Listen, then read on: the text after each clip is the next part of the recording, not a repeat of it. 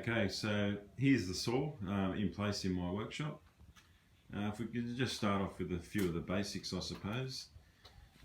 First of all, it's a Hafco Woodmaster SB-12 saw bench. Now the 12 stands for 12 inch. It is a 12-inch capacity saw. I did buy the saw from Hare & Forbes here in Sydney, and as you can see there, they've got outlets in other states. They are a well-known machinery supplier in Australia. It's branded as their own, but I'm sure they don't make it themselves. I've seen this saw, this exact saw, on many videos and from other countries under different names, so I'm pretty sure it's just one of their mass-produced Chinese-made saws. But saying that, it still is fairly good quality, and I'll just go through all the things that I like about this saw and what I don't like about the saw, basically. Okay, first things first, it is a 12-inch capacity saw. Now that was one of the deciding factors for me. Now the maximum blade height on this saw at 0 degrees or 90 degrees, whichever way you want to look at it, is a bit over 100 mil actually, so I can get this to focus in. It's about 103 millimeters, which is pretty good actually. Just a touch over 4 inches. And at 45 degrees, the maximum blade height is about 73 millimeters, I think. So we'll just try and focus that. Yeah, that's about 73 millimeters and just a tad under 3 inches. All the other saws I looked at the same price point were only 10-inch saws, and yeah, as you can see, this is a 12-inch saw, so that was one bonus for me. Oh yeah, by the way, the price of this saw was around about $1,100. The second feature that I really like about this saw is, I'll just come around this side,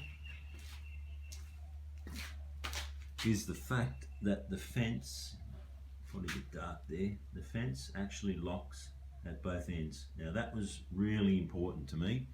I had seen videos online before I bought this saw of other brands or types that the fence was only locked at the front, and I really didn't like that idea. So that was probably the biggest selling point for me, was the fact that the fence locked at both ends. Third deciding factor, actually has a 3 horsepower motor. Now that's pretty hefty in my book. Yeah, 3 horsepower, couldn't want any more than that. The only downfall with that is it is a 15 amp rated motor, so this saw has a 15 amp plug, so you will need to have a dedicated 15 amp circuit for that.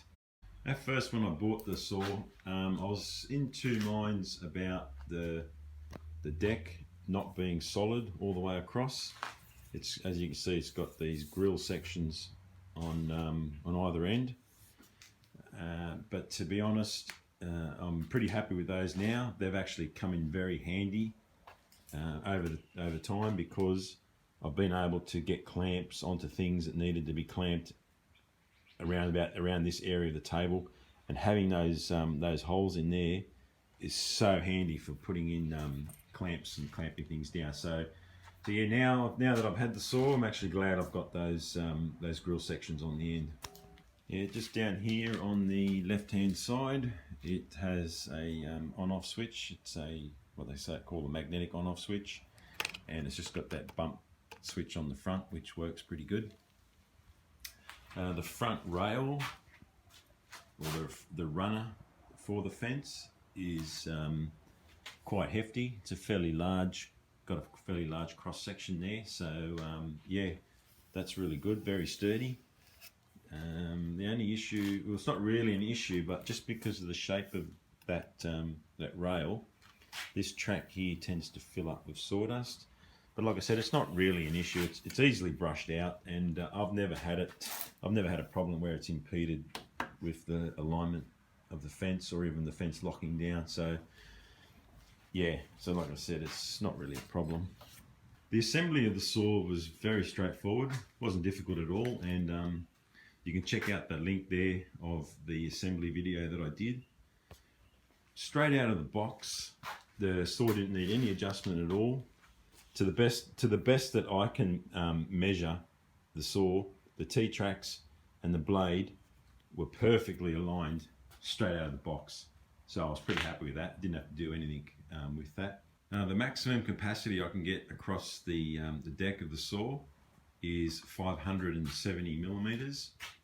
That's as far as the fence will go, either side, and that's on both sides. So yeah, 570 millimeters. The original blade that came with this saw was, as you see there, it was a 36 tooth blade. To be honest, there wasn't much chop, pardon the pun. It dulled fairly easily, so I just imagine it was just a cheap Chinese branded saw blade. Sorry. Yeah, so I soon swapped that out with one of these. This is a Diablo combination 60 tooth blade, and this blade is brilliant. It's absolutely fantastic. So good that I think I'm going to buy the same sort of blade for my miter saw. As you can see there too, it's got a fairly long arbor, so definitely be able to put a dado stack on this saw. I did measure that, I think from memory it's about 16 millimeters of thread, extra thread after that nut's been put on. So yes, there's quite a bit of capacity there, so you could easily put a dado stack on this saw. Now the saw is a belt driven saw, which I actually like. I think that's better because it seems to give a softer start, and it's definitely quieter than a direct driven saw, but you'll probably find most of these types of saws, they're all belt driven. I'll just give it a start up, even though it's not going to give you much of an indication on the video of the noise levels, but I did measure it. I think it's around about 80 dB or 82 or something dB, which isn't really that loud, but I'll just give it a start up now.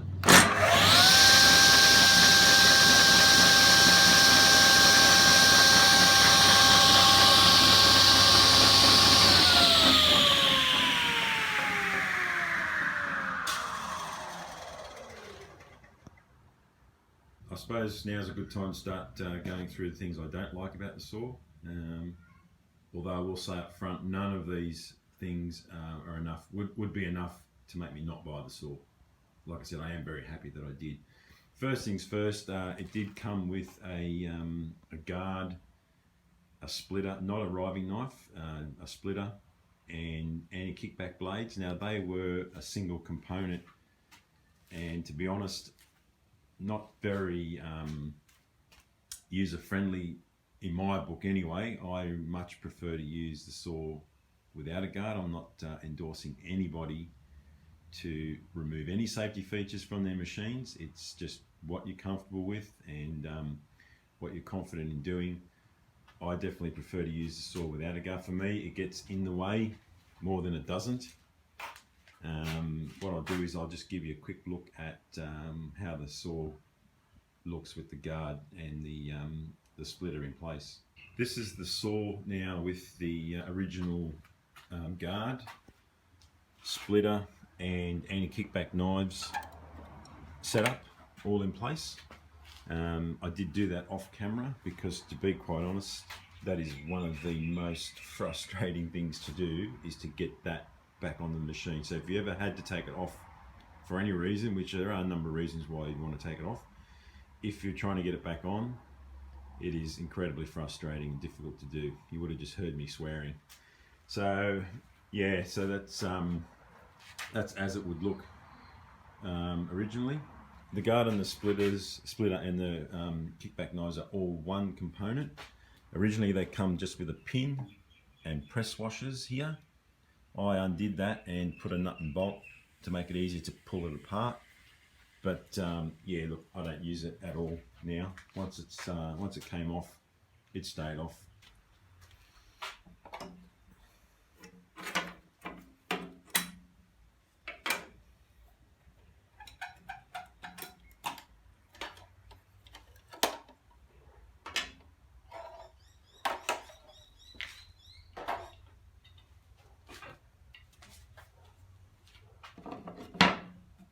Yeah, so one way this saw could have been improved or better is if it actually had a riving knife that travelled up and down with the blade. That would have been a bonus. Another thing that have an issue with on this saw, and I think someone else has told me they have the same issue. The height adjustment of the blade, you can see that's no problem, that works fine obviously, but there is a point somewhere in the blade, somewhere in the travel of that blade, where it's quite loose. As you can see there, it's quite loose, and what's happened is if you're trying to do a set depth cut and it's around about this portion of the travel, the blade will actually, under vibration of the saw moving, the blade will actually change height on its own. So yeah, that's a bit of a bummer, but what I've done to overcome that is I've just attached this little right angle bracket to the saw, just pop rivet on the saw, and when I've got the height of the blade set to exactly where I want it, I just whack on a little spring clamp. Something simple to do. It's no hassle to do that, and you know, just you do what you got to do. Yeah, but that works perfectly fine. There's no issue with that at all. The only downfall of that system is I can only use it at 0 degrees. That bracket there is for 0 degrees. If I wanted to do a set depth cut at any other angle, I did have in mind running a something along here similar to that, but that ran all the way along here and I could clamp it. But the truth is I'm not doing any set depth cuts at any other angle other than 0 degrees, so for me that's working fine. So far I haven't had any issue with the blade angle changing while the saw is running, so that's not an issue at all. One other small issue I have with this saw is to do with the fence, and if you have a look at that square there against the fence, there's a small gap at the bottom. So the fence itself, although it's an aluminium extrusion, it's not flat, or it's not perfectly flat or perfectly square. As you can see, there's a slight roundness to it in the middle. It's sort of a slight bow in the middle, and that's actually the same for the top. So if I put that up on the top there, move my camera, as you can see there, it rocks slightly backwards and forwards across the top. Now that's a bit of a shame, but again, for me, that's not a huge problem.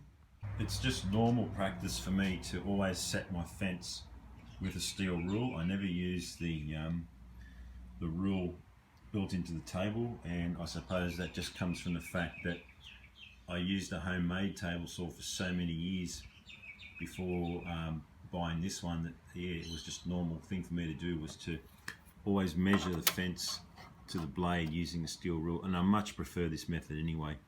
So although the fence itself isn't perfectly flat and square, that hasn't been an issue, because basically what I do is if I'm ripping a shallow piece of stock, I just measure the fence at the bottom, as you can see there, and if I'm ripping a bigger or larger piece of stock, then I just measure the fence in the center, and so far that's never been an issue. It's been very, very accurate. So again, just a small problem that's easily overcome. As you can see there, I do have dust extraction connected to the saw, and there's still quite a bit of sawdust around. The dust extraction does work, and it does take away a fair amount of the sawdust, but the downfall of this saw at the moment is that it's not airtight. If we look up here, that's the gap between the cabinet and the deck, and I can put my hand all the way inside there, so that is completely open across the top there. Now this is the back of the saw where the motor is mounted and where the motor travels when you're doing a blade angle adjustment, and as you can see, that's very open at the back there as well. So these, because the cabinet's so open, obviously that affects the efficiency of your dust extraction. I have thought about covering up as much of that gap as I can and I still may do that one day, but that's not a high priority. Generally, overall, I'm very, very happy with the saw. It does everything I want it to do. It's got more than enough power, 12-inch capacity, and those little things, little niggly things about it that I think could be improved on, they're not enough to stop me using the saw and enjoying this.